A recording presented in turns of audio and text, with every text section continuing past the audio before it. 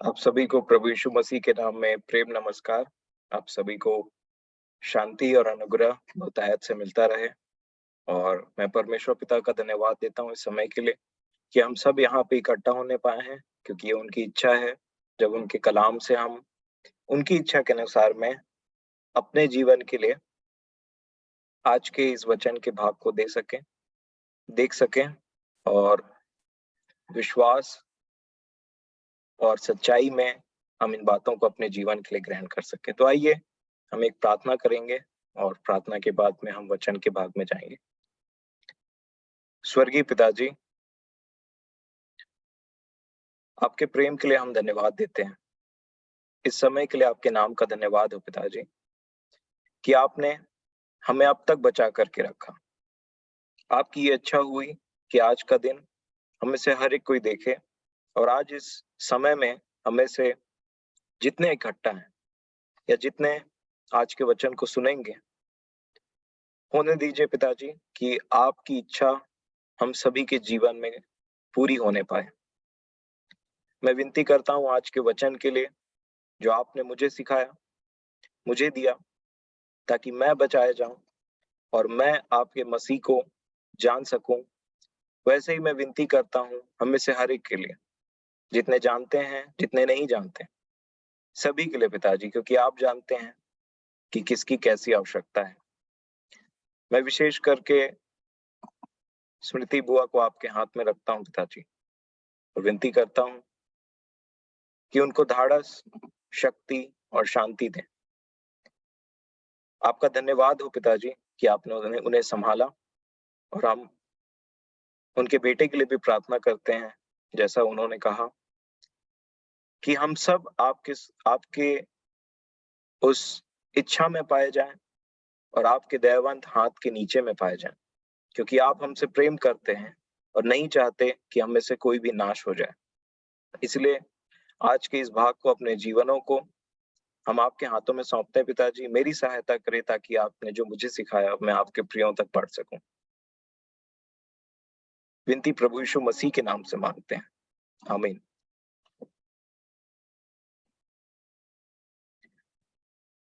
एक बार फिर से आप सभी को प्रभु यीशु मसीह में प्रेम नमस्कार। और मेरे प्रियो, जैसा कि हम विश्वास से, अर्थात यीशु के नाम से हम बोलते हैं कि हमारे पाप धुल गए, हमारे पाप शुद्ध हो गए, और हम एक शुद्ध विवेक के साथ में परमेश्वर की महिमा करते हैं, क्योंकि क्रूस एक ऐसा जगह है जहां पे हमारा पास्ट के जितने दाग होते हैं वो धुलते भी हैं, साफ भी होते हैं, और परमेश्वर का ये वचन है कि मैं उन्हें कभी स्मरण नहीं करूंगा। तो ये इम्पॉसिबल है कि वो पुराने पापों को परमेश्वर स्मरण करे और आपको दोषी ठहराए। ये इम्पॉसिबल है। तो जब हमें इस बात का कंफर्मेशन हो जाता है कि मैं और आप, मेरे और आपके पाप जो यीशु के लहू के द्वारा, मैं यहाँ पे एक गवाही शेयर करना चाहूंगा उन लोगों के लिए, क्योंकि मैं नहीं जानता कि कौन सुन रहा है, मैं नहीं जानता कि कितने लोग, कैसे लोग, कौन कौन सुनेंगे। इसलिए मैं आपको अपनी एक गवाही बताता हूँ कि एक ऐसा जीवन कभी कभी हम जीते हैं, मैं ऐसा जीवन जीता था जहां पे एक डाउट रहता है कि मैं परमेश्वर का हूं या नहीं हूं। यीशु मसीह वापस आएंगे तो मुझे लेकर के जाएंगे कि नहीं लेकर के जाएंगे, मैं हूं कौन। और वचनों के हिसाब से आपको ये ध्यान पूर्वक अपने विषय में देखना ही पड़ेगा कि आज आपका जीवन किस जगह में स्टैंड करता है, हमारा इमेज अपने परमेश्वर के सामने में क्या है। हम देखिए, दो ही प्रकार के लोग हैं जिनका जो डेस्टिनेशन है पृथ्वी में रहते हुए, मतलब एक व्यक्ति अगर पृथ्वी में रह रहा है तो उसके पास में चॉइस है, या तो वो अपना ध्यान ऊपर लगा ले, ऊपर की ओर जो रास्ता तैयार किया गया है परमेश्वर की ओर से, उसको थाम करके बड़े डरते और भय के साथ, डर और मतलब भय के साथ में, बड़े ही सावधानी के साथ में चौकस रह करके, जैसे बाइबल में कई बार आया चौकस रहो, सावधान रहो। तो एक पृथ्वी पर इस शरीर में जीता हुआ व्यक्ति, पृथ्वी पर रहता हुआ व्यक्ति ये बात को ध्यान कर ले कि मैं ऊपर डायरेक्शन में जाने के लिए मेरा पूरा प्रयास जारी है, वो ये चॉइस कर सकता है। और दूसरा कि वो ये चॉइस करे कि मेरे को नीचे ही जाना है, अर्थात एक नरकीय जीवन ही बिताना है इस शरीर को छोड़ने के बाद में। और इसीलिए ये दो ही निर्णय लिए जा सकते हैं शरीर में रह करके इस पृथ्वी में। और जितने लोग इस विषय में नेग्लेक्ट करते हैं कि हमको कोई मतलब नहीं या फिर इन बातों में ध्यान नहीं देते, उनको एक्चुअल में मूर्ख लोगों के कैटेगरी में डाला गया है। उनमें बुद्धि नाम की चीज नहीं है, वो जानवर के समान में अपना जीवन बिताते हैं, उनको परमेश्वर और स्वर्गीय बातों से कोई लेना देना नहीं होता। सोए, उठे, खाए, फिर सोए, सब शरीर में स्टार्ट होकर के शरीर में खत्म होता है। और लिखा है तुम शरीर के अनुसार दिन बिताओगे तो मरोगे। जैसा कि आप देखेंगे कि आसपास में जानवर लोगों के साथ में होता है, उनकी पूरी दिनचर्या शरीर के लिए होती है और हमेशा पूरा ध्यान शरीर पर ही फोकस से स्टार्ट होता है और शरीर पर ही फोकस करते हुए खत्म हो जाता है। और इसलिए उनको जानवर बोलते हैं, जो मनुष्यों से लोअर कैटेगरी में रखे गए हैं। परंतु मनुष्यों को परमेश्वर ने अपने ही लाइकनेस में बनाया है ताकि हम जो यहाँ पे हैं वो ध्यान कर सकें कि स्वर्ग के ऊपर में भी कोई चीज है।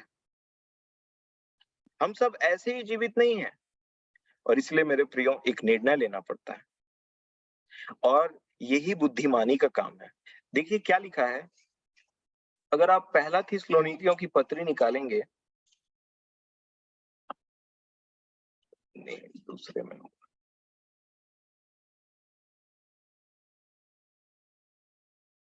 दूसरा थिस्सलुनीकियों की पत्री निकालेंगे, दूसरा थिस्सलुनीकियों की पत्री उसका पहला अध्याय और उसका 8 वचन को देखिए क्या लिखा है।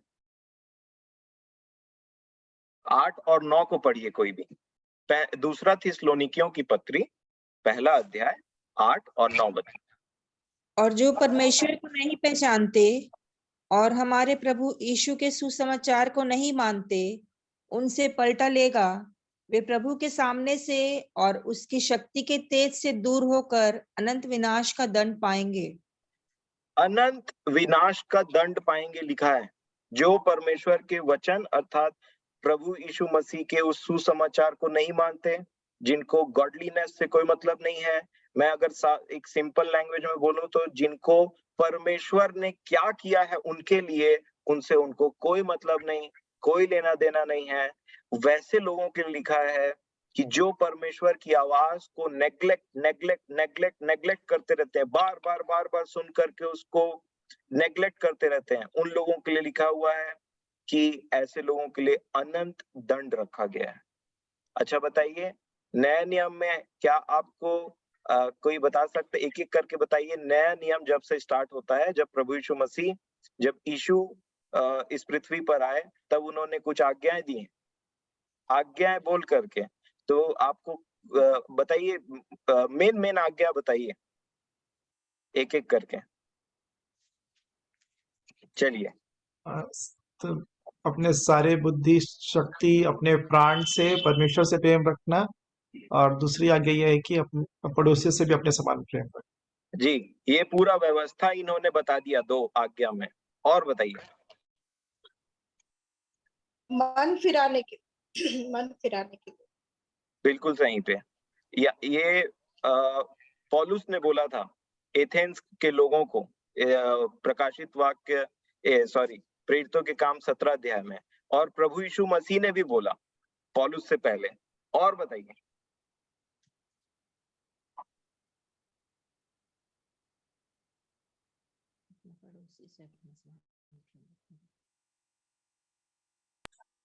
बताइए। मनुष्यों को दिखाने के लिए अपने धार्मिकता के काम नहीं करना। ठीक है। आज्ञा, जहां पे लिखा है कि आज्ञा और फिर बोला, नहीं तो वैसे में फिर ये खत्म नहीं होगा। बताइए, मैं आपको बताऊं, आप जानना चाहेंगे?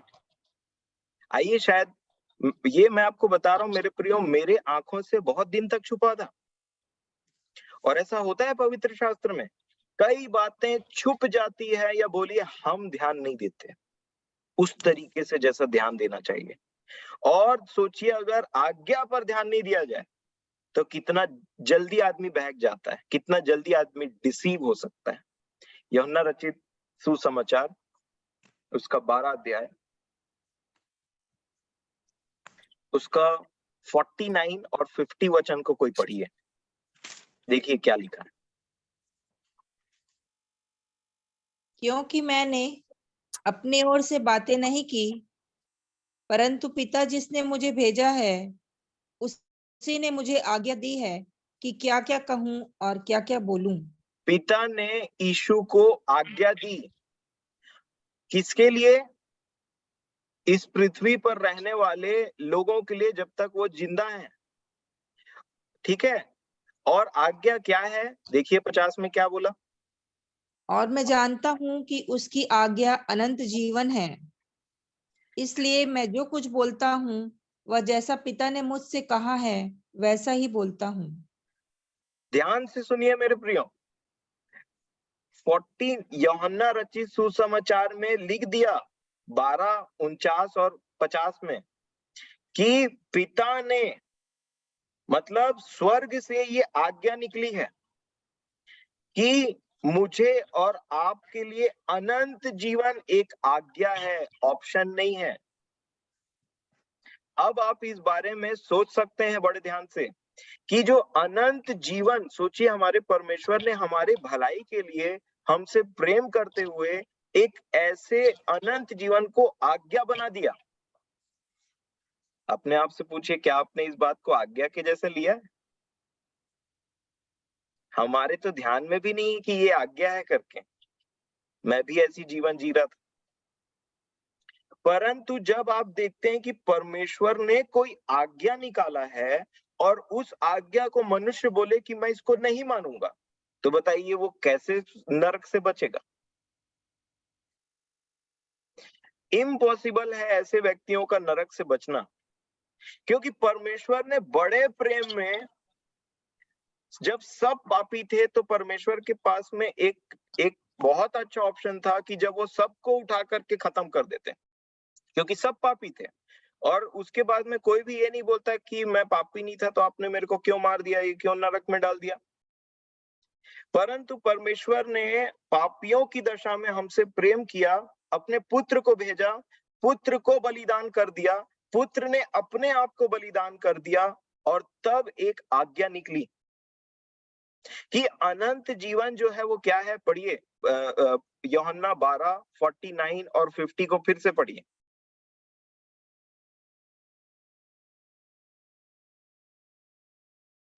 दीदी अनम्यूट कर लीजिए आपका माइक ऑन। जी, क्योंकि मैंने अपनी ओर से बातें नहीं की, परंतु पिता जिसने मुझे भेजा है उसी ने मुझे आज्ञा दी है कि क्या क्या कहूं और क्या क्या बोलूं। और मैं आज्ञा जानता क्या हूं है? पिता की आज्ञा क्या है? 50 में पढ़िए। और मैं जानता हूं कि उसकी आज्ञा अनंत जीवन है, इसलिए उसकी, जी बस, उसकी आज्ञा अनंत जीवन की है।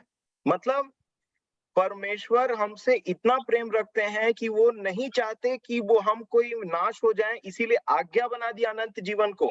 और हमने दूसरा थिस्सलुनीकियों पहला अध्याय के 8 वचन में क्या पढ़ा?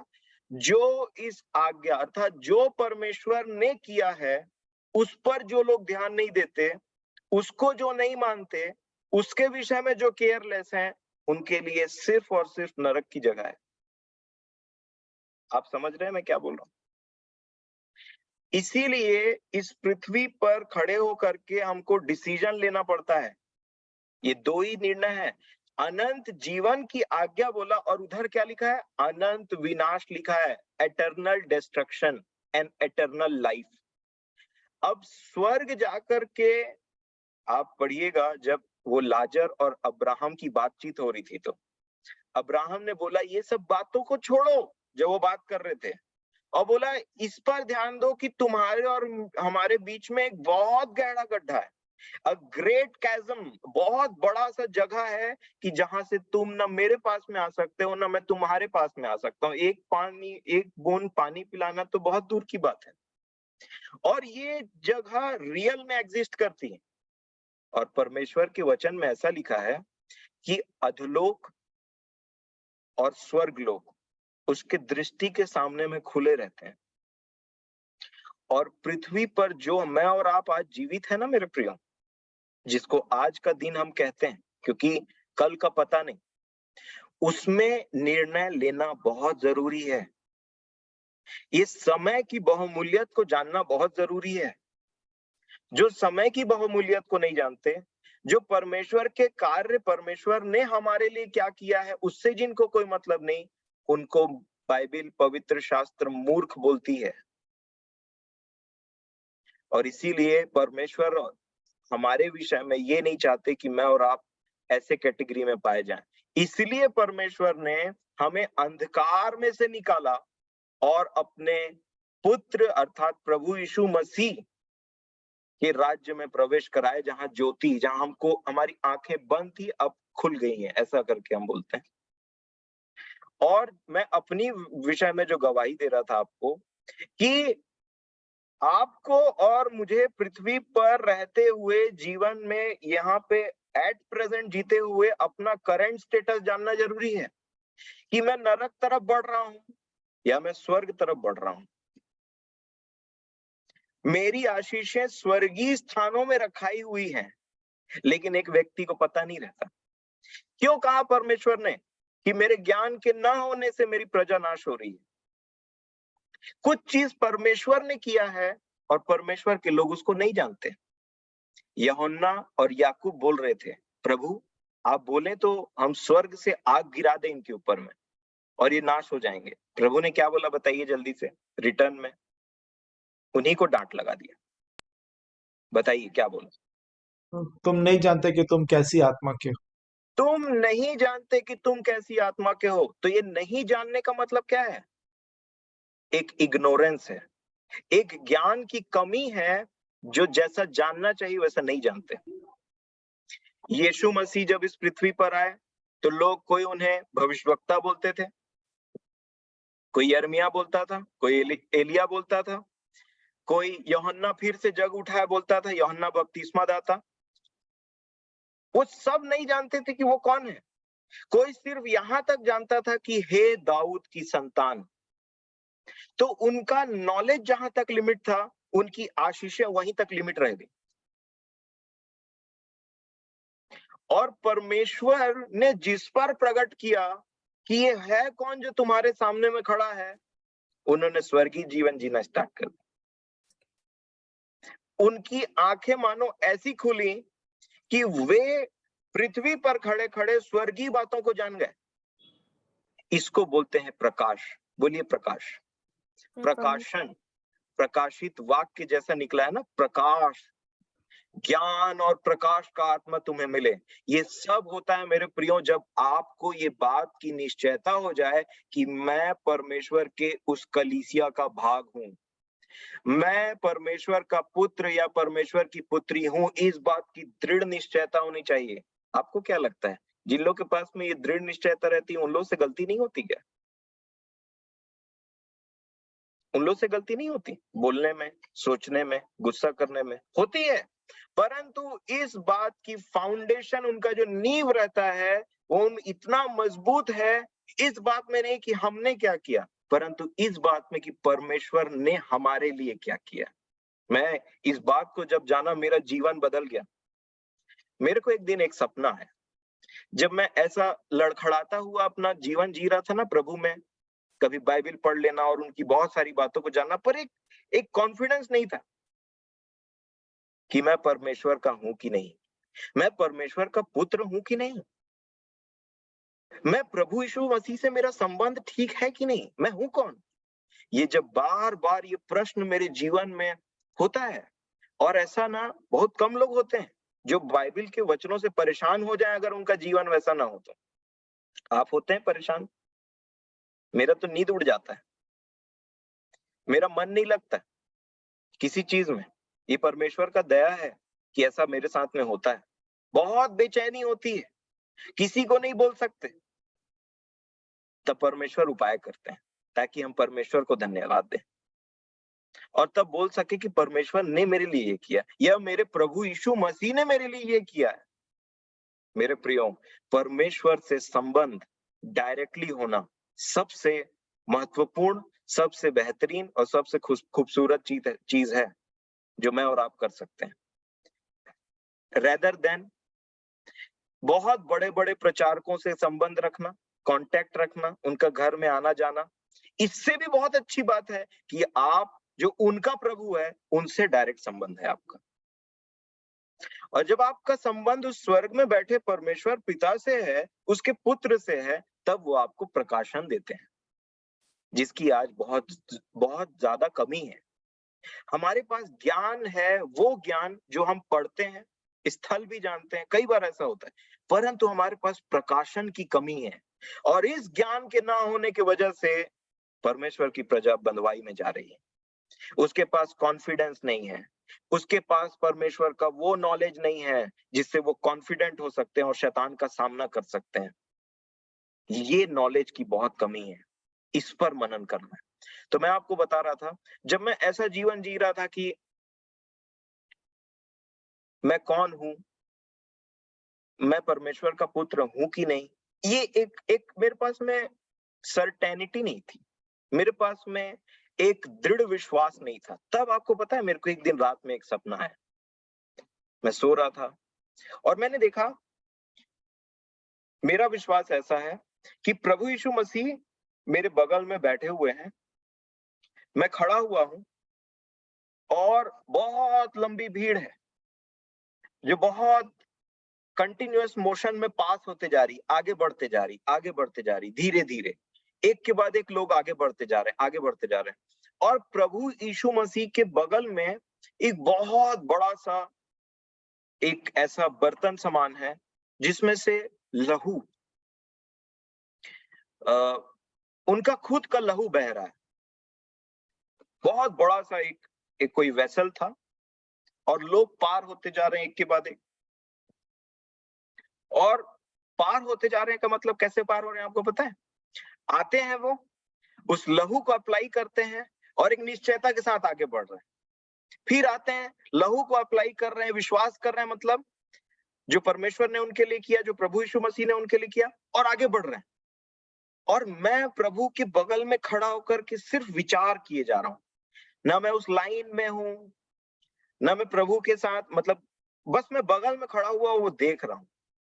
तो मानो प्रभु ने मुझे एक चीज दिखाया कि तुम्हें निश्चयता किस बात के लिए नहीं पता है, क्योंकि तुमने मेरे लहू की अहमियत को नहीं जाना, तुमने उस लहू पर विश्वास ही नहीं किया जिसके लिए मैंने अपना लहू बहाया। उस पर्टिकुलर चीज के लिए तुमने विश्वास नहीं किया, और इसीलिए तुम्हारे पास में कोई निश्चयता नहीं है। क्योंकि पवित्र प्रकाशित वाक्य में लिखा है, वो लोग जो शैतान के ऊपर में जय पाए हुए हैं, इस संसार के ऊपर में और शैतान के ऊपर बोल लीजिए, वो लोगों के पास में दो चीज है, एक उनकी गवाही और एक कि वो मेमने का लहू, जहां पे शैतान का पूरा सामर्थ नाश हो जाता है। और तब मैंने प्रभु के अनुग्रह से, मैं अपने परमेश्वर का लाखों लाख धन्यवाद देता हूं प्रभु यीशु मसीह के नाम से, तब मैंने उस अद्भुत बलिदान को सीरियसली, इंडिविजुअली अपने जीवन के लिए ग्रहण किया। और जब मैंने उस चीज को ग्रहण किया, आप बिलीव करिए कि मेरा जो क्रिश्चियन लाइफ था वो जंप मार मार के आगे ग्रोथ करने लगा, लीप में ऐसे करके कूदने लगा समझ लीजिए। क्योंकि अब जो मुझे इस प्रकार आकर के कोई विचार या कुछ भी ऐसा बोलने की कोशिश करते थे कि तू प्रभु का नहीं है, मैं उसे यीशु का लहू दिखाता। ये हमारी कैपेबिलिटी नहीं, परंतु परमेश्वर ने जो मेरे लिए किया, अगर मेरा विश्वास इस पर है कि मेरे परमेश्वर ने, मेरे पिता ने जो मेरे लिए किया है, उस पर अगर मेरा विश्वास है ना मेरे प्रियो, अगर मैं अपनी परमेश्वर की इच्छा को जान गया, उस लहू को पहचान गया, तो मैं अपने ऊपर भरोसा करना ही छोड़ दिया। अब मैं किसी को भी ये बोल सकता हूँ अपने विचार या दुष्ट के विचारों को कि सुनो, मेरा विश्वास मुझ पर होता तो मैं गिर जाता या मैं तुम्हारे सामने खड़ा नहीं हो पाता, परंतु मेरा विश्वास ना मेरे परमेश्वर पर है कि उन्होंने मेरे लिए क्या किया, और उसका प्रमाण है ये लहू। और तब मेरे प्रियो मैंने देखा कि जब आप ऐसा जीवन जीते हैं ना, आप पढ़ते हैं, और नो डाउट ऐसे जीवन के लिए एक सच्चा पश्चाताप बहुत जरूरी है और एक सच्चा विश्वास, तब आप एक ऐसा जीवन प्राप्त कर सकते हैं। तो प्रभु आपको इस बात के द्वारा, इस गवाही के द्वारा आशीष दे, मेरा ऐसा विश्वास है, और आप यीशु की लहू के को अच्छे से पहचान सकें। और तब स्टार्ट होता है जब हम विश्वास करते हैं और हम यीशु की धार्मिकता को, क्योंकि लहू हमको धर्मी बना देता है, और जब हम उस धर्मी की कैटेगरी में आ जाते हैं, जब हम विश्वासी हो जाते हैं, तब एक काम किया जाता है, हमको कलीसिया से जोड़ने का काम किया जाता है, हमको मसीह से मिलाया जाता है। अब आपने प्रभु को देख लिया, यीशु को आपने जान लिया, और तब बारी आती है मसीह की। और आपको पता है मसीह को बहुत लोग नहीं जानते, क्योंकि मसीह का ज्ञान परमेश्वर की ओर से प्रकाशन से मिलता है कलीसिया को, और जो कलीसिया का पार्ट है उनको वो प्रकाशन मांस और लहू के द्वारा नहीं दिया जाता, परंतु पिता के द्वारा दिया जाता है।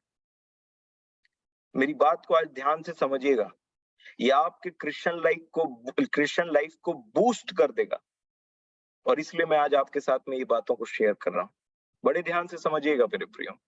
अच्छा बताइए, सदूकी, फरीसी, शास्त्री, ये कुछ कैटेगरी के लोग थे जो क्लेम करते थे कि हम परमेश्वर के पवित्र शास्त्र को जानते हैं।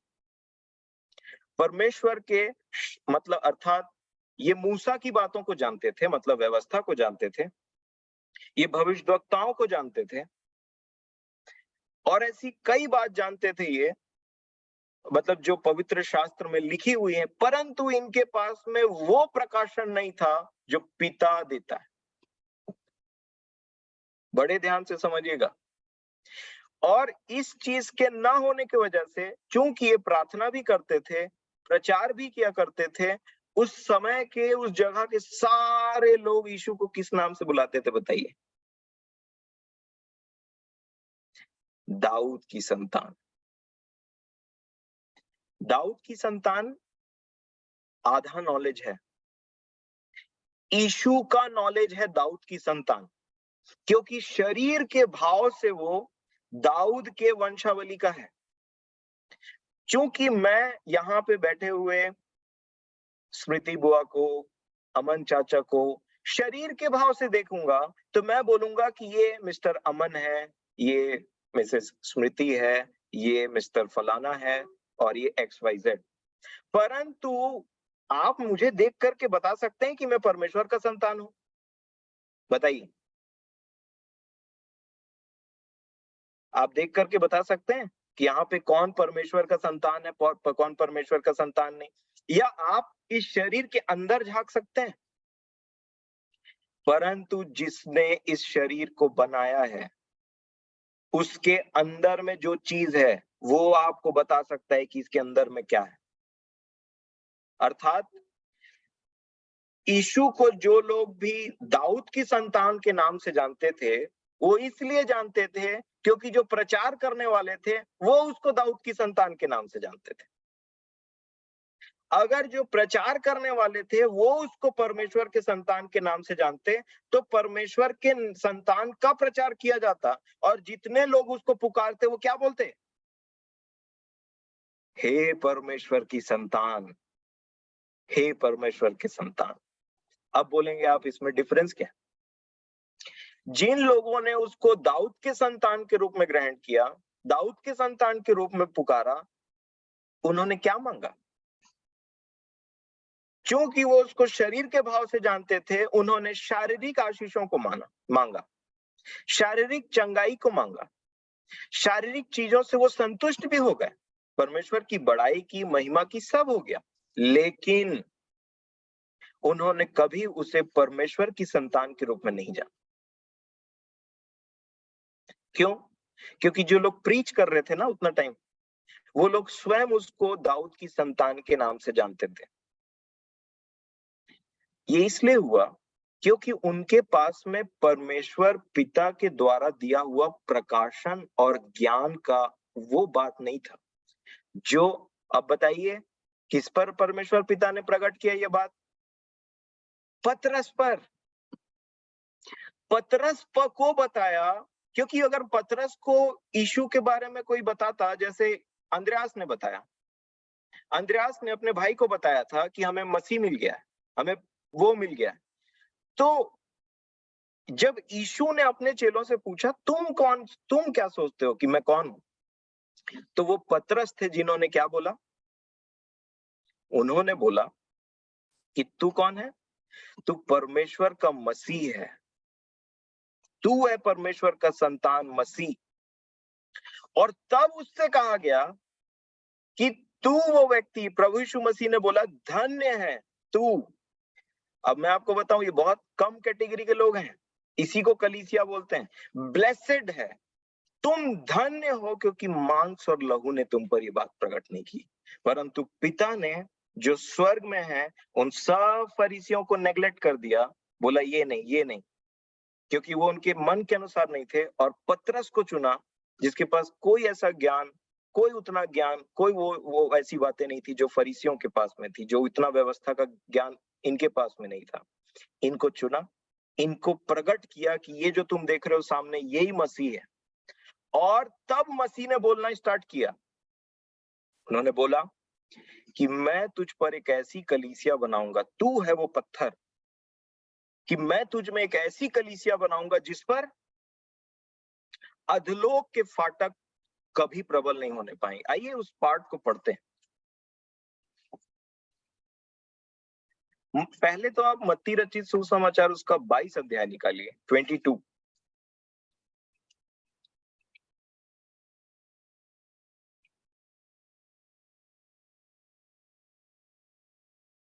मत्ती रचित सुसमाचार उसका 22 अध्याय।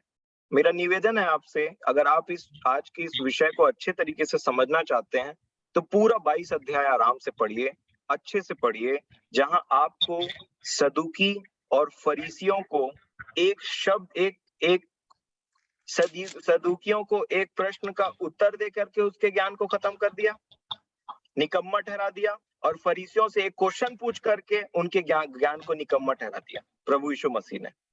क्योंकि जो सदुकियों को क्या बोला, देखिए, सदुकी प्रभु यीशु मसीह से व्यवस्था के बारे में ही पूछ रहे थे, इसीलिए मैंने आपको बोला कि सदुकी वो नहीं है जो अज्ञान है, इनको मूसा के बारे में पता है, उनकी व्यवस्था के बारे में पता है, इनको पता है भविष्यवक्ताओं के बारे में, और जो फरीसी कैटेगरी है इनको दाऊद के बारे अर्थात पूरा भजन संहिता का नॉलेज है। मेरे कहने का मतलब है उत्पत्ति से लेकर के मलाकी तक इनको पूरा नॉलेज था, ज्ञान मतलब पूरा नॉलेज था, सो कॉल्ड नॉलेज।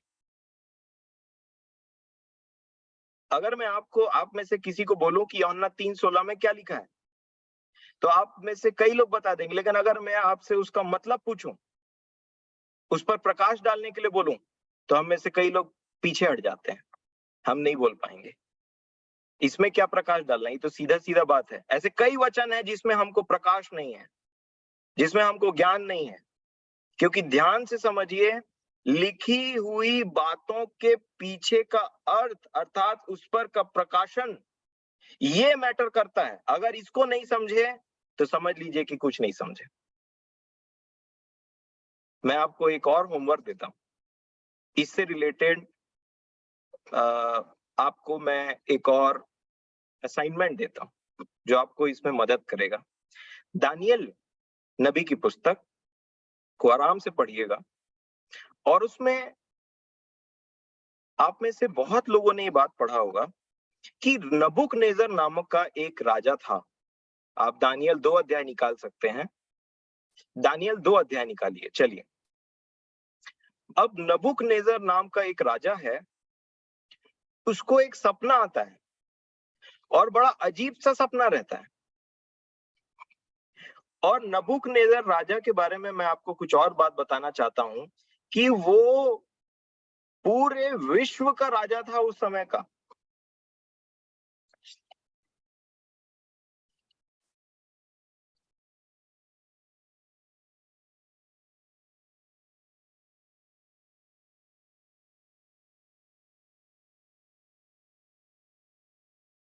जी, दानियल की पुस्तक उसका 4 अध्याय निकालिए और पहला वचन को पढ़िए। ये राजा ने गवाही के तौर पे पृथ्वी पर रहने वाले सब लोगों को एक चिट्ठी लिखी। क्या लिखा? दानियल 4:1।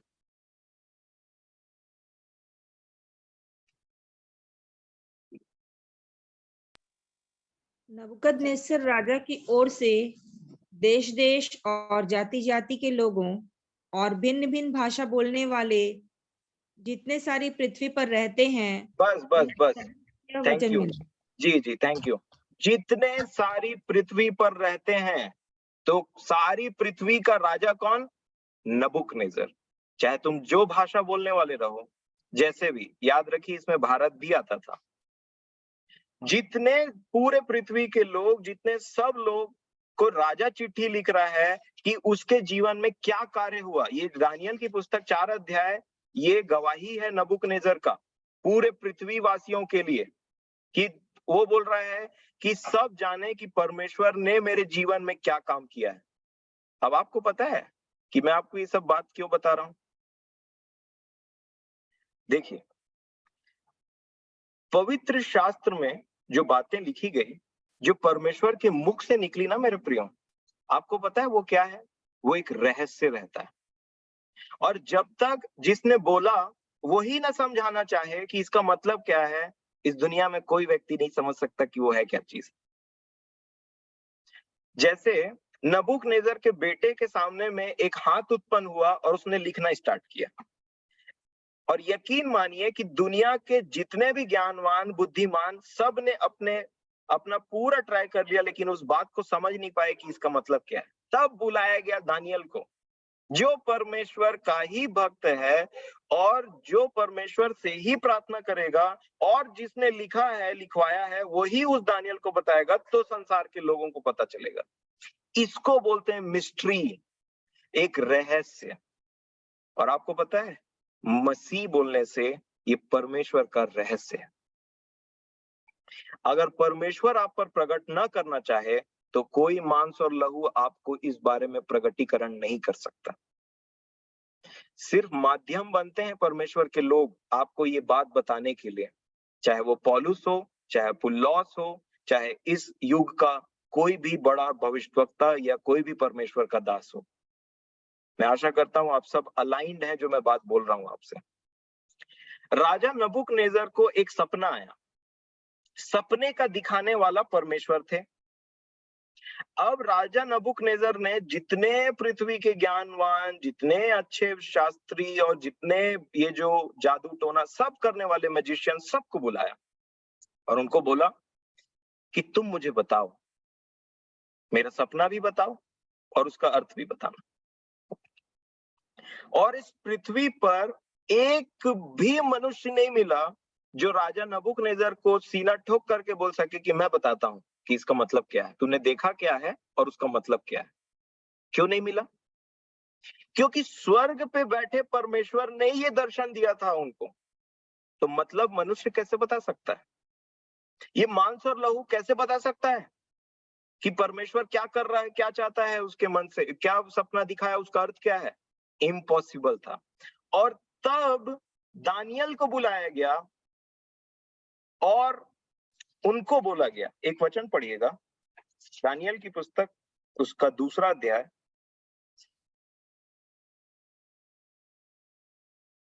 और उसका 27 और 28 वचन को पढ़िए। दानियल की बात को सुनिए क्या लिखा है। Daniel 2:27 and 28। दानियल ने राजा को उत्तर दिया, जो भेद राजा पूछता है वह न तो पंडित, न तंत्री, न ज्योतिषी, न दूसरे भावी बताने वाले राजा को बता सकते हैं, परंतु भेदों का प्रकट करता परमेश्वर स्वर्ग में है, और उसी ने नबूकदनेस्सर राजा को बताया है कि अंत के दिनों में क्या क्या होने वाला है। बस दानियल ने बोला, हे राजा, ये जितने मैजिशियंस हैं, जितने आपने रखे हुए बुद्धिमान जीवी जो मांस और लहू है, अर्थात जो आपके सामने में है, इनमें से एक भी आपके स्वप्न को और उसके अर्थ को नहीं बता सकता। ये दानियल ने क्लेम ठोका था राजा के सामने में। और उसके बाद में दानियल ने एक बात बोला कि 28 के शुरू वचन को देखिए क्या लिखा है, 28, परंतु भेदों का प्रकट करता परमेश्वर कहाँ है? स्वर्ग में है। तो आपको लगता है कि ये मांस और लहू बता देगा कि ये भेदों का प्रकट करने वाला परमेश्वर क्या चाह रहा है? नो। आपको मैं बताऊं, ये जितने परमेश्वर की लिखी हुई बातें हैं, ये सब के लिए लागू होता है कि इनको समझाने वाला, इनका प्रकट करने वाला परमेश्वर कहाँ है? कहाँ है? स्वर्ग में है। तो अब बताइए कि अगर परमेश्वर आप पर कुछ प्रकट करना ही ना चाहे, मुझ पर कुछ प्रकट करना ही ना चाहे, तो आप कौन सी शक्ति लगाएंगे इसको समझने के लिए?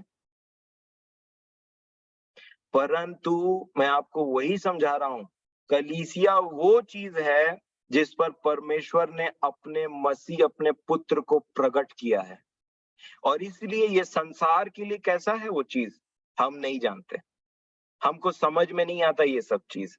और हर उस व्यक्ति को नहीं समझ में आएगा जो जिस पर परमेश्वर इन बातों को प्रकट करना ना चाहे। अब आप बोलेंगे कि परमेश्वर मुझ पर प्रकट करना चाहते हैं कि नहीं? जरूर करना चाहते हैं, इसलिए आज ये सब बात आप सुन रहे हैं।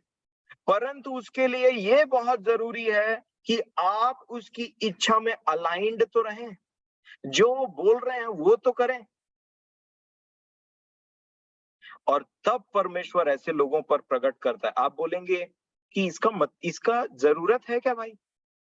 मैं आपको एक चीज बताऊं मेरे प्रियो, सिर्फ वो लोग जो मसीह को पहचानते हैं, जो मसीह की बाट जोते हैं, उन्हीं के लिए कहा गया है कि तुम ही वो लोग हो जिस पर अधोलोक के फाटक प्रबल नहीं हो पाएंगे। बाकी सबको निगल जाएगा अधोलोक। कोई भी व्यक्ति इससे अलग होकर के अधोलोक के आग से, नरक के आग से नहीं बच सकता। इसलिए मैंने आपको स्वर्ग, पृथ्वी और नरक के बारे में पहले समझाया। और इसीलिए अब ये दानियल पूरे क्षेत्र में, पूरे दुनिया में मैं बोलना चाहूंगा, एक ही व्यक्ति था जिसको राजा नबूकदनेस्सर के सपने का बात पता चला। क्यों? क्योंकि भेदों के प्रकट करने वाला परमेश्वर जो स्वर्ग में है, उससे दानियल का कांटेक्ट था। और भेदों का प्रकट करने वाला परमेश्वर जो स्वर्ग में है, दानियल याद रखिए उनके बेटे नहीं थे। मैं और आप उनके बेटे हैं प्रभु यीशु मसीह में। तो सोचिए हम पर कैसी बातों को प्रकट करना चाहिए। पर हमको यीशु मसीह ने क्या बोला, कुछ कुछ आपको खुलवाऊंगा नहीं, कुछ कुछ बात को मैं आपको बोलता हूं, आपको याद आएगा। जैसे यूहन्ना और याकूब का बात, तुम नहीं जानते कि तुम कैसी आत्मा के हो। सामरी स्त्री से क्या बोला, यदि तू जानती कि तुझसे जो बात कर रहा है वो कौन है, मतलब वो भी नहीं जानती थी कि वो कौन है। जितने यीशु को दाऊद की संतान बोल रहे थे, वो नहीं जानते थे कि वो परमेश्वर का भी संतान है। जिन लोगों ने उसको क्रूस पे चढ़ाया, उनके लिए प्रभु ने क्या बोला, हे पिता इन्हें क्षमा कर, क्योंकि ये नहीं जानते। तो सोचिए कितना बड़ा नॉलेज का गैप है, कितना बड़ा इग्नोरेंस है, कितना बड़ा उस ज्ञान की कमी है, उस प्रकाशन की कमी है। और आप गलती से ये मत सोच लेना कि वो आपके लिए नहीं है। जो कलीसिया का भाग है उसके लिए है वो चीज। क्योंकि सिर्फ ऐसा नहीं कि पौलुस को वो चीज दिया गया था। बाइबल में क्या लिखा है, पौलुस ने इफिसियों की पत्री को लिखते टाइम उनके लिए प्रार्थना किया कि परमेश्वर तुम्हें वो आत्मा दे जो बुद्धि और ज्ञान, प्रकाशन का आत्मा है, वो तुमको दे, ताकि तुम पहचानो कि मसीह क्या चीज है। कुलुसियों की पत्री निकालिए और उसका 2 का 2, कुलुसियों 2 अध्याय और उसका 2 वचन को पढ़िए। तो ताकि उनके मनों में शांति हो और वे प्रेम से आपस में गठे रहें और वे पूरी समझ का सारा धन प्राप्त करें और पूरी समझ का सारा धन प्राप्त करें। और क्या है वो? परमेश्वर के जी जी पढ़िए। और परमेश्वर पिता के भेद को अर्थात मसीह को पहचान लें। बस, परमेश्वर पिता का भेद अर्थात जिसको समझने के लिए, इसका एक छोटा सा मैं एग्जांपल दे रहा था। नबूकदनेस्सर का सपना क्या था, उसके बेटे के सामने में जो लिखी हुई बातें थी वो क्या थी, वो जैसा किसी को समझ में नहीं आया, अर्थात सिर्फ दानियल को छोड़ करके, वैसे ये वचन आज भी है।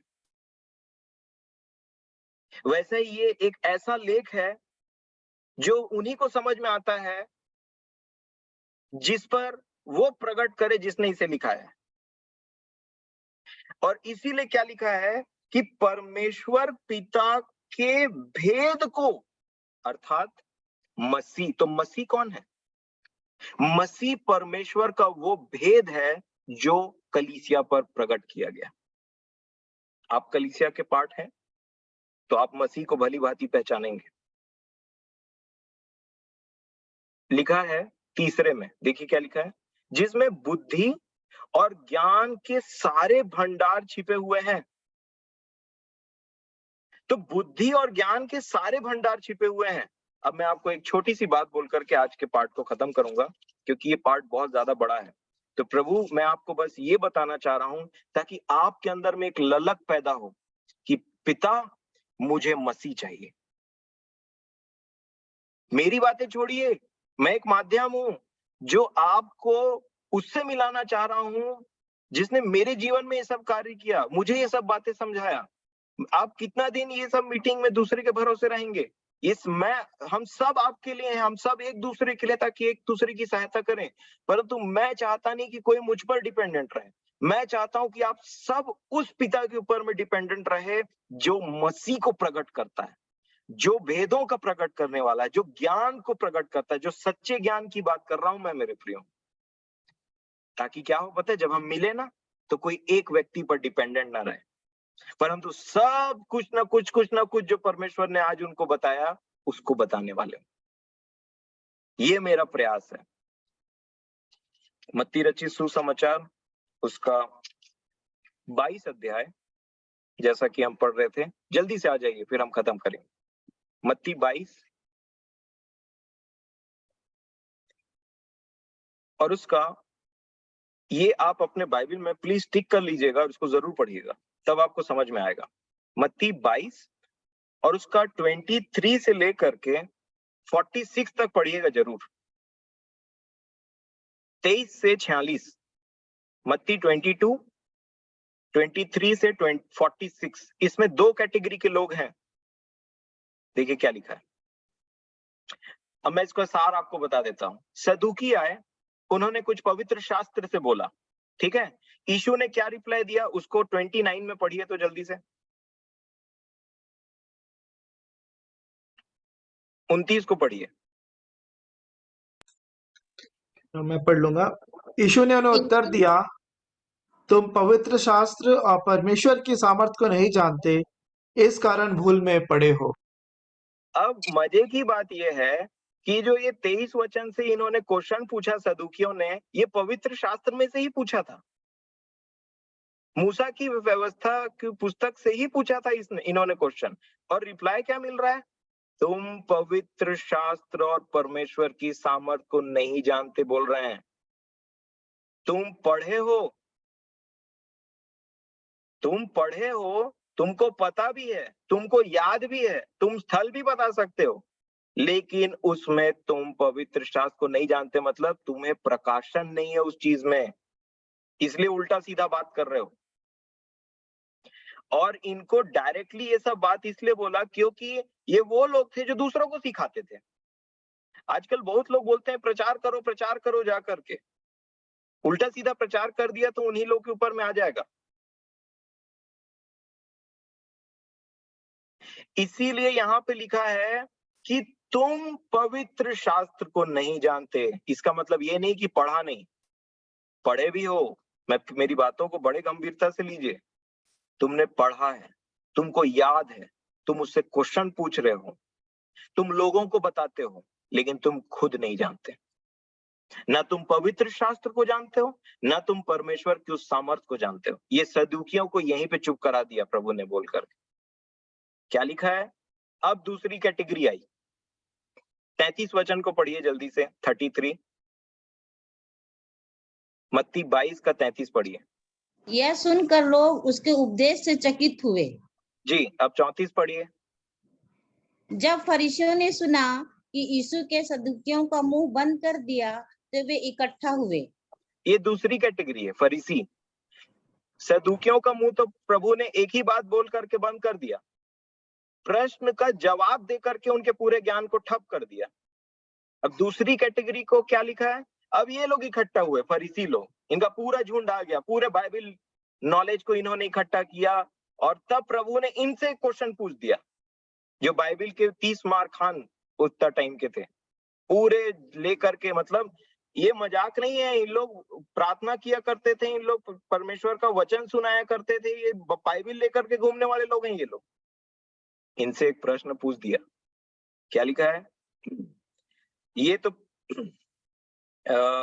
इसका 41 वचन पढ़िए, 41। क्या क्वेश्चन पूछा इनसे?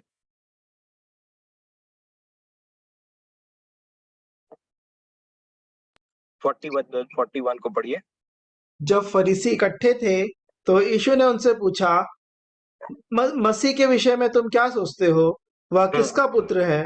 हाँ, उन्होंने उससे कहा, दाऊद का। दाऊद का।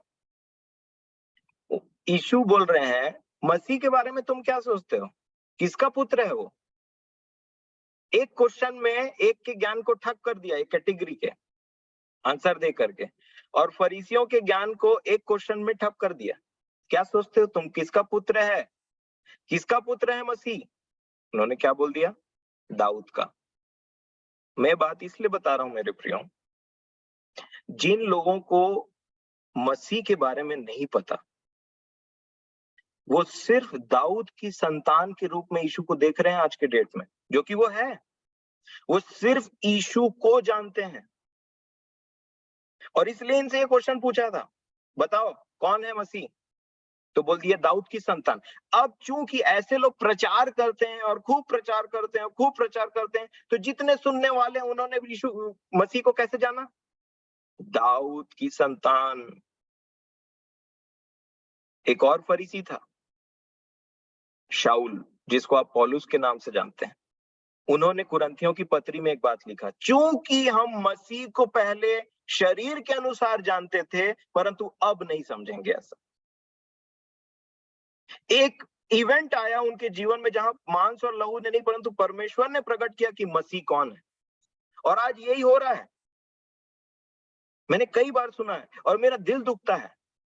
दिल दुखता है, इसका मतलब मेरे को लगता है कि प्रभु ज्ञान और प्रकाश की आत्मा फैले, दूर तक जाए, ताकि लोग दाऊद की संतान से और ऊपर हट करके परमेश्वर के संतान के रूप में जब आपके पुत्र को जानेंगे ना, तो उनकी प्रार्थना, उनकी अपेक्षा, उनकी आशा शरीर पर से हटेगी और आत्मा पर लगेगी, और तब वो शारीरिक चंगाई भी प्राप्त करेंगे, क्योंकि वो दाऊद की संतान है, डेफिनेटली है, और वो आत्मिक चंगाई भी प्राप्त करेंगे और आत्मिकता में भी आगे बढ़ते चले जाएंगे। ये मसीह है, परमेश्वर का भेद। और इन्होंने मसीह को नहीं पहचानने के चलते उसी को क्रूस पे चढ़वाया। और इसीलिए जितने लोग आप बाइबल में सुनेंगे, हे दाऊद की संतान, हे दाऊद की संतान, हे दाऊद की संतान, क्या कर, मेरे आंखों को वो कर दे, मेरे शरीर को ऐसा कर दे, मेरे को ऐसा कर दे, वेरी गुड। बट उससे कुछ ही एक दो एग्जाम्पल मैंने पवित्र शास्त्र में पाया जहां पे लिखा है उन्होंने वो अंधों को ठीक किया या शारीरिक चंगाई दी और वे उसके पीछे हो लिए।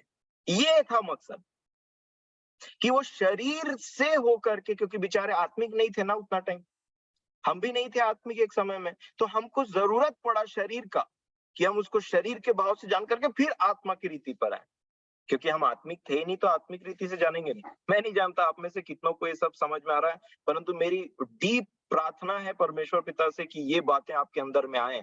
अगर ये आज भी आपके लिए अन्य भाषा के समान में है मेरे प्रियो, तो स्ट्रगल करिए, मांगिए परमेश्वर पिता से, खंगालिए, परेशान होइए, तकलीफ में आइए, बेचैन होइए, ताकि आप शांति पाएं। इसका रीजन था एक, ये उससे, अब देखिए आपको पता है, एक और चीज मैं आपको बता करके खत्म करूंगा। ये जो फरीसी, शास्त्री, सदूकी, ये अपने ज्ञान को यीशु मसीह के सामने जो दिखाते थे, जो प्रश्न पूछते थे, जो उसको फंसाने की कोशिश करते थे, इनका ज्ञान कहां से था बताइए? पवित्र शास्त्र से था। पवित्र शास्त्र का पहला पुस्तक कहां से है? पहले पुस्तक का नाम क्या है? पवित्र शास्त्र के, इस बाइबल के पहले पुस्तक का नाम क्या है बताइए?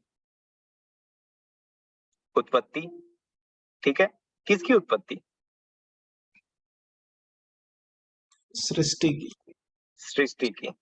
जगत की उत्पत्ति का वर्णन लिखा है उत्पत्ति में। तो इनका जितना भी ज्ञान था वो कहां से आरंभ होता था?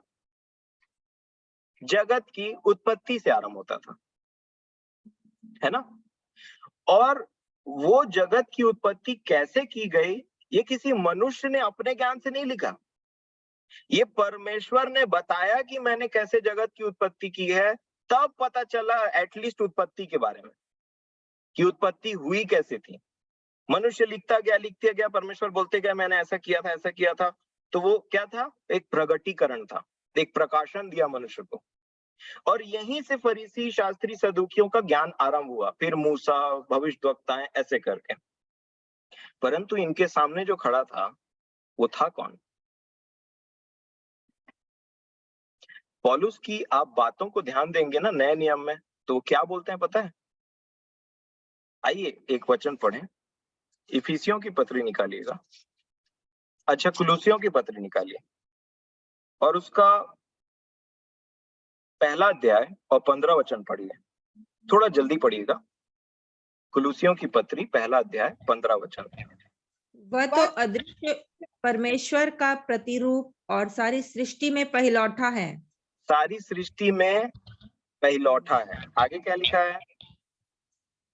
क्योंकि उसी में सारी वस्तुओं की सृष्टि हुई, स्वर्ग की हो अथवा पृथ्वी की, देखी या अनदेखी, क्या सिंहासन, क्या प्रभुताएं, क्या प्रधानताएं, क्या अधिकार, सारी वस्तुएं उसी के द्वारा और उसी के लिए सृजी गई हैं। आगे, वही सब वस्तुओं में प्रथम है। वही सब वस्तुओं में प्रथम है। इसका मतलब आप समझते हैं? वो जिससे प्रश्न कर रहे थे, जो लोग प्रश्न कर रहे थे, उनका ज्ञान कहां से सीमित है? उत्पत्ति से सीमित है, कि उत्पत्ति में ये लिखा है 1 अध्याय 1 वचन। जिससे प्रश्न कर रहे थे वो उत्पत्ति से पहले था, उसका ज्ञान उत्पत्ति से पहले का ज्ञान है। पतरस की पत्री निकालिएगा, पहला पतरस पहला अध्याय और 20 वचन पढ़िए। पहला पतरस पहला अध्याय 20 वचन। उसका ज्ञान तो जगत की उत्पत्ति के पहले ही से जाना गया था, पर अब इस अंतिम युग में तुम्हारे लिए प्रकट हुआ। तुम्हारे लिए ज्ञान प्रकट हुआ है, तो मैं और आप उस ज्ञान से अनजान रहेंगे? जगत की उत्पत्ति से पहले ये व्यक्ति था इनके सामने जो खड़ा था। इसी ने सब चीज बनाई, इसी के द्वारा सब चीज रची गई, इसी के लिए सब चीज रची गई, और इससे ये ज्ञान की बात कर रहे थे। क्योंकि ये मसीह को नहीं जानते थे। यूहन्ना रचित सुसमाचार उसका 17 अध्याय देखिए, यीशु ने खुद बोला एक बात, आपने ध्यान दिया ये बात को? यूहन्ना 17 अध्याय उसका 24 वचन पढ़िएगा तो। हे पिता, मैं चाहता हूं कि जिन्हें तूने मुझे दिया है, जहां मैं हूं वहां वे भी मेरे साथ हों, कि वे मेरी उस महिमा को देखें जो तूने मुझे दी है, क्योंकि तूने जगत की उत्पत्ति से पहले मुझसे प्रेम रखा। बस, धन्यवाद।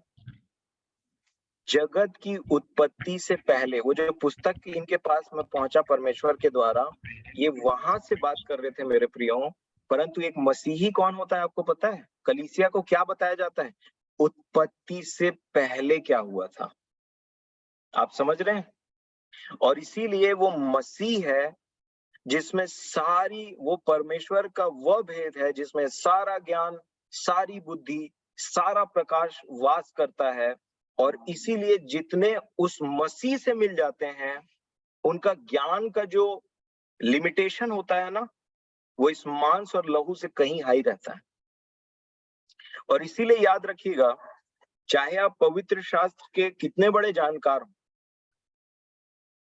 आप पुराना नियम जानते हैं, नया नियम जानते हैं, परंतु एक चिन्ह क्या होता है ऐसे लोगों में पता है? जब वो मसीह में आते हैं, उनका सुई अटक जाता है। जब मसीह कौन है बोलने से, क्योंकि मसीह परमेश्वर का वह भेद है, वो वहीं पे नॉलेज सीमित हो जाता है। मेरा खुद का था, क्योंकि मैं उसे शरीर के भाव से जानता था, परंतु जैसे ही परमेश्वर ने मुझ पर वो बातों को प्रकट करना स्टार्ट किया, तब मेरा ध्यान जगत की उत्पत्ति से पहले लेकर के चला गया। और यही मैं आज आपके सामने में बोलना चाह रहा हूं कि मसीह जो परमेश्वर का ज्ञान है, इसी में स्वर्गीय आशीषें हैं, इसी में सब कुछ है जो जीवन से संबंध रखता है। और यही मसीह उस कलीसिया का सर है जो केवल वही बच सकता है अधोलोक से जो इस मसीह से जुड़ा हुआ है।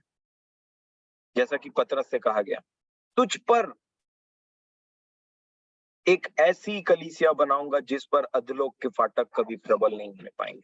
बाकी सब के सब मैं बोलना चाहूंगा, अधोलोक का फाटक उन पर प्रबल है। तो प्रभु मेरी और आपकी सहायता करे कि आप मसीह को पहचान सकें, मसीह का ज्ञान हो आपके पास में, क्योंकि ये आरंभ है। और जब आप देखेंगे ना, तब आप समझ पाएंगे कि वो एक्चुअल में है क्या चीज। धीरे धीरे धीरे प्रभु आपको उस ज्ञान में, उस समझ में बढ़ाता ले चलेंगे। और ये बहुत बहुत बहुत कंपलसरी चीज है, बहुत ही आवश्यक चीज है कि मैं और आप उस विश्वास करने के बाद में, यीशु के लहू के धुलने के बाद में, इस पर्टिकुलर स्टेज में पहुंचे और इसमें बढ़ते जाएं। तो प्रभु मेरी और आपकी सहायता करे। मेरा विश्वास है कि परमेश्वर का वचन कभी खाली नहीं जाता, और इसलिए जो आज मैंने बोला है वो परमेश्वर पिता की ओर से है, और आप सभी के जीवन में कार्य करे, आपको मसीह के उस ज्ञान, उस पहचान में बढ़ाता ले चले, ताकि आप और मैं, हम सब आशीषित हों और हमारे पास में एक निश्चयता। तो प्रभु मेरी और आपकी सहायता करें। धन्यवाद। आइए प्रार्थना करें। प्रेमी परमेश्वर पिताजी, आज हमने सीखा है कि आप ही वो परमेश्वर हैं जो स्वर्ग पर विराजमान है, जो पृथ्वी पर भी परमेश्वर हैं, और आपके निर्णय और आपकी इच्छा के विरोध में कोई ऐसी शक्ति काम नहीं कर सकती पिताजी, और इसलिए हम सब सुरक्षित पाए जाते हैं। आज हमने देखा कि कैसे आप एक वो परमेश्वर हैं जो स्वर्ग पर विराजमान है और भेदों के प्रकट करने वाले परमेश्वर हैं। और आपका सबसे बड़ा भेद, जिसमें सारा ज्ञान, सारी बुद्धि, सारा प्रकाश वास करता है पिताजी, वो है मसीह। होने दें कि हम मसीह को पहचान सकें पिताजी। होने दीजिए कि आप दया करिए पिताजी, क्योंकि ये मांस और लहू के वश की बात नहीं है, ये हमारे बस की बात नहीं है, हमारी बुद्धि में ऐसी बात नहीं है पिताजी कि हम आपके पवित्र शास्त्र को पढ़ करके अपनी समझ, अपनी ताकत, या किसी पुस्तक को या किसी ऐसी चीज का सहारा लेकर के उन चीजों को समझ सकें।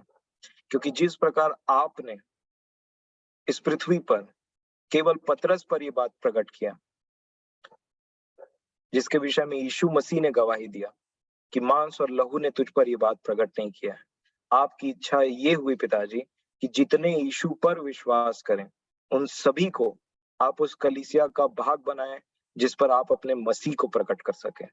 और इसलिए पिताजी मैं हम में से हर एक के लिए विनती करता हूँ कि आप जो स्वर्ग पर विराजमान हैं, आप जो भेदों के प्रकट करने वाले हैं, आप जो आत्माओं के पिता हैं, ज्योतियों के पिता हैं पिताजी, आप अपनी इच्छा के अनुसार काम करते हैं और आपको कोई रोक करके ये नहीं कह सकता कि आपने ये काम क्यों किया है।